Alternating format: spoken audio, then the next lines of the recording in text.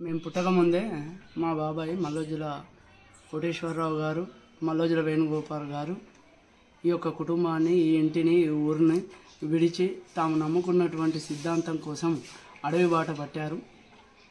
ఈరోజు నమ్ముకున్న సిద్ధాంతం కోసమే మా పెద్ద బాబాయ్ తన యొక్క ప్రాణాలను కూడా అందులోనే త్యజించారు.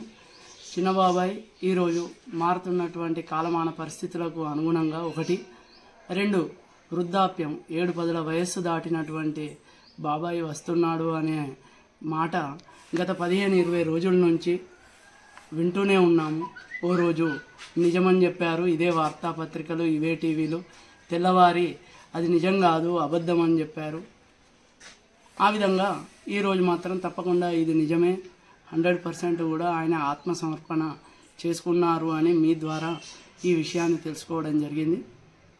ఓవరాల్గా ఒక కుటుంబ సభ్యులుగా మేమందరం కూడా సంతోషిస్తున్నాం, స్వాగతిస్తున్నాం.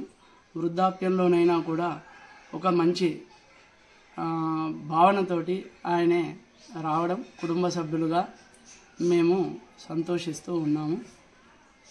ఆయన శేష జీవితము ఆయన అనుకున్నటువంటి ప్రణాళికల ప్రకారం చేస్తాడో ఏమో, మొత్తానికైతే కుటుంబ సభ్యులుగా ఉండాలి, కుటుంబ సభ్యులతోటే ఉండాలి అని మనస్ఫూర్తిగా కోరుకుంటున్నాం. సభ్యులకు పోలీస్ అధికారుల నుంచి కానీ ప్రభుత్వం నుంచి కానీ ఇప్పటి వరకు ఏ సమాచారం లేదు. అందుకే మేము ఇది విశ్వసించకపోవడం ఇవాళ ఏం కొత్త కాదు.